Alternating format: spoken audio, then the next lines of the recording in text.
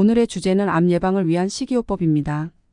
결론부터 말씀드리자면 항암에 좋은 식품은 여러 가지 있지만 특히 당근을 많이 섭취하시는 것이 면역력을 향상시키고 암 치료에 도움을 줍니다. 당근을 어떻게 효과적으로 먹을지 설명드리기에 앞서서 잠시 우리나라의 폐암의 현실과 초기 증상에 대해서 설명해 드리려고 합니다. 폐암은 초기 증상 때 눈치채지 못하고 그냥 지나치게 되면 나중에는 치료할래야 치료할 방법이 없기 때문에 들어두시면 큰 도움을 받으실 것입니다. 꼭 경청해 주시기 바랍니다. 2019년 이후 대한민국에서 갑상선암을 제외한 가장 흔한 암은 폐암입니다. 이전 20년간 가장 흔한 암은 위암이었으나 현재는 폐암이 가장 높은 발생률을 보이고 있어 미국이나 중국 등 다른 나라들과 유사한 추세를 나타냅니다. 또한 폐암은 우리나라에서 가장 높은 사망률을 가진 암이며 발병 빈도가 낮음에도 불구하고 췌장암보다 더 높은 사망률을 기록하고 있습니다. 폐암이 무서운 이유는 초기에 통증이 없어 발견이 어렵고 문제를 인지하는 순간 이미 병이 많이 진행된 경우가 많다는 것입니다. 이로 인해 사망률이 높고 수술 예후도 좋지 않습니다. 2019년 통계청 자료에 따르면 폐암 사망률은 인구 10만 명당 36.2명으로 모든 암 중에서 가장 높습니다. 그러므로 폐암 초기에 몸이 보내는 신호를 빠르게 알아차리는 것이 매우 중요합니다. 초기에 발견하면 생존율이 80%를 넘을 수 있지만 늦게 발견되면 생존율이 급격히 낮아집니다. 그럼 폐암 초기에 우리 몸은 어떤 신호를 보내는 것일까요? 폐암의 의심 증상으로는 기침, 호흡곤란, 가슴 통증, 쉰 목소리, 체중 감소, 피로감 등이 있습니다. 기침은 폐암의 초기 증상 중 가장 흔하며 기침이 2주 이상 지속되거나 피가 섞인 기침이면 폐암을 의심해야 합니다. 호흡곤란은 폐암이 커지면서 호흡이 힘들어지는 것이고 종양이 기관지를 막거나 폐가 수축하는 현상으로 인해 발생할 수 있습니다. 가슴 통증은 폐암이 흉막을 침범했을 때 나타날 수 있으며 폐암이 성대 신경을 침범하면 목소리가 쉬는 현상이 발생할 수 있습니다. 또한 폐암 진행 시 식욕 저하로 인한 체중 감소와 피로감도 흔히 나타나는 증상입니다. 폐암의 초기 증상 중 가장 흔한 것은 기침입니다. 기침이 2주 이상 지속되거나 기침을 할 때 피가 섞여 나오는 경우 폐암을 의심해 볼 수 있습니다.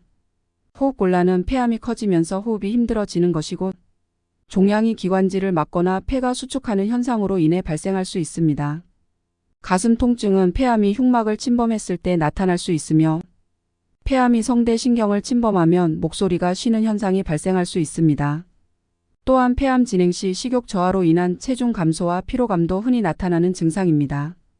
암 환자의 식이요법은 항암 치료 단계에 따라 달라집니다. 항암 치료 중에는 면역력 회복과 정상 체중 유지를 위해 고단백질과 고열량 식사가 필요합니다. 이때 암의 예방에는 일반적으로 권장되지 않는 고기와 생선 등의 식품을 섭취하는 것이 좋습니다.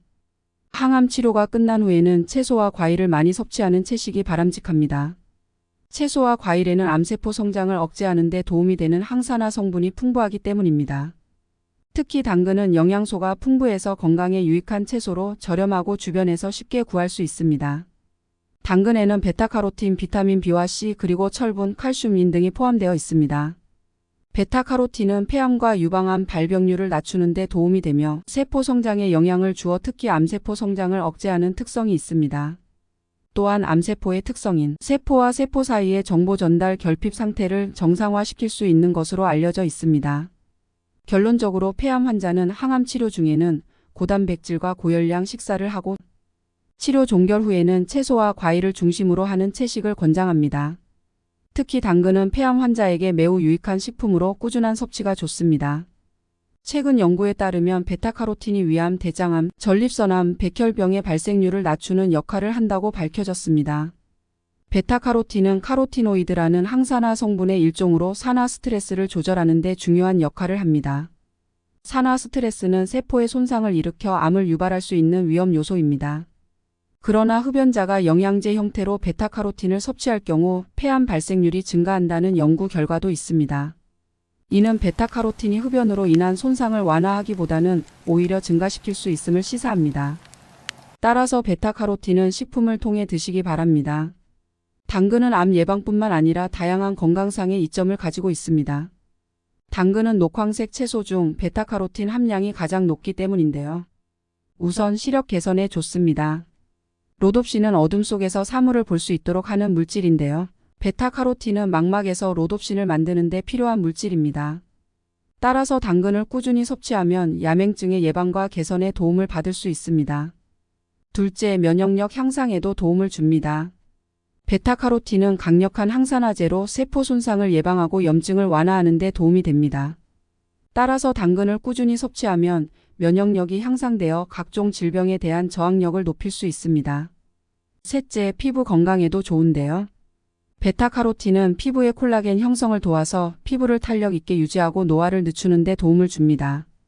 또한 천연 카로티노이드는 햇빛으로 인한 피부 손상을 막아줍니다. 그 외에도 당근은 다양한 방식으로 우리 몸에 도움을 주는데요. 카로티노이드와 펙틴이 혈관 내 염증을 감소시키고 혈액순환을 개선하여 혈관 건강을 증진시킵니다. 또한 베타카로틴과 더핀 성분은 해독 과정을 돕고 간 건강을 개선합니다. 당근의 식이섬유는 혈당 조절에 도움이 되어 당뇨 예방 및 관리에 효과적이며 소화를 개선하고 위장 건강을 촉진합니다. 카로티노이드와 펙틴은 또한 심장 건강을 개선하고 고혈압과 관련된 위험을 감소시킵니다. 비타민 K와 칼슘은 뼈 건강에 이로우며 식이섬유, 칼륨, 질산염, 비타민 C는 혈압 조절에 기여합니다. 당근은 탄수화물을 함유하고 있지만 섬유질이 많아 GI 수치가 낮아 혈당 관리와 체중 감량에 도움을 줍니다. 마지막으로 베타카로틴은 폐암, 유방암, 자궁경부암 등의 발생 위험을 줄여주는 효과가 있습니다. 이처럼 당근은 여러모로 우리 몸에 이롭습니다. 지금부터는 당근을 200% 효과로 드시는 방법에 대해 알려드리겠습니다. 당근의 대표적인 유익한 성분인 베타카로틴은 열을 가하면 그 효능이 더욱 높아집니다. 더불어 베타카로틴은 지용성 성질을 가지고 있어 기름과 함께 조리하면 체내에서의 흡수율이 더 높아집니다. 그러므로 당근을 데치거나 쪄서 요리하거나 주스로 만들어 섭취하는 것이 좋습니다. 당근과 시너지 효과가 큰 과일은 사과인데요. 당근은 베타카로틴과 비타민 A가 풍부하고 사과는 비타민 C와 칼륨이 풍부하기 때문입니다. 이 두 식품을 함께 섭취하면 영양소를 상호 보완하여 시너지 효과를 낼 수 있습니다. 뿐만 아니라 당근과 사과는 둘 다 기운이 따뜻한 성질을 가지고 있어 함께 주스를 만들어 섭취하면 다이어트에 도움을 줄 뿐 아니라 면역 체계를 강화하는 데도 도움이 될 것입니다. 이미 여러 번 당근은 베타카로틴이 풍부하다고 말씀드렸죠. 이 성분은 지용성이므로 기름을 사용한 조리법이 좋습니다. 생당근의 소화 흡수율은 약 10%에 불과하지만 껍질째 익혀서 기름과 함께 조리하면 흡수율이 50%까지 높아질 수 있습니다.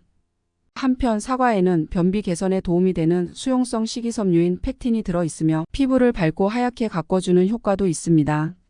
사과는 100g당 57kcal로 체중 감량을 원하는 사람에게 아주 좋은 과일입니다. 껍질에는 불용성 섬유질이 많아 깨끗이 씻어 껍질째 먹으면 더욱 좋습니다. 하지만 당근에는 비타민C를 분해하는 아스코르비나아제가 있어 비타민C가 풍부한 채소와 함께 섭취하면 비타민C 흡수를 방해할 수 있습니다. 따라서 당근에 열을 가하거나 소량의 식초를 추가해 조리하면 아스코르비나아제의 작용을 약화시킬 수 있습니다. 당근은 미리 손질해 놓으면 베타카로틴이 산화될 수 있으므로 신선함을 유지하기 위해서는 먹기 직전에 손질해서 드시는 것이 좋습니다. 과도한 당근 섭취는 피부색을 노랗게 변화시킬 수 있는데 이는 베타카로틴 때문입니다. 하지만 섭취량을 줄이면 피부색이 원래대로 돌아오니 걱정은 안 하셔도 됩니다. 아주 드물게 당근에 알레르기가 있으신 분들은 당근 섭취 후 가려움, 발진, 천식, 눈 가려움과 같은 증상을 경험할 수 있으므로 당근을 피하는 것이 좋습니다. 그리고 소화 불량을 겪는 사람들은 당근의 높은 섬유질 함량으로 인해 소화기관에 부담을 줄 수 있으니 당근 섭취 시 주의가 필요합니다. 혹시 담배를 피우고 계신가요? 몸에 좋은 당근을 아무리 잘 드신다고 해도 담배를 피우고 계신다면 폐암의 위험에서 벗어날 수 없습니다. 모두 아시다시피 폐암 예방에 가장 효과적인 방법은 금연입니다. 흡연은 한 개비당 생명을 약 20분 단축시키며 금연에 성공하신다면 금연 후 5년이 지나면 폐암 발생률이 감소하기 시작하여 15년 후에는 비흡연자 수준에 근접합니다. 젊은 나이에 흡연을 멈출수록 발병 위험이 줄어듭니다. 흡연은 폐암뿐만 아니라 다양한 암의 원인이 되며 흡연자의 절반은 흡연 관련 질병으로 사망합니다. 간접 흡연도 주요한 발암 원인으로 흡연자의 연기에 노출된 사람들은 발암률이 20에서 30% 더 높습니다. 흡연은 발암뿐 아니라 심혈관 질환, 저체중아 출산, 돌연사, 성기능 장애 등을 일으킬 수 있습니다. 최근 여성의 비흡연, 폐암 발병률이 증가하고 있는데 이는 간접흡연, 성면 취급 작업 환경, 미세먼지, 대기 오염 등 다양한 요인 때문일 수 있습니다.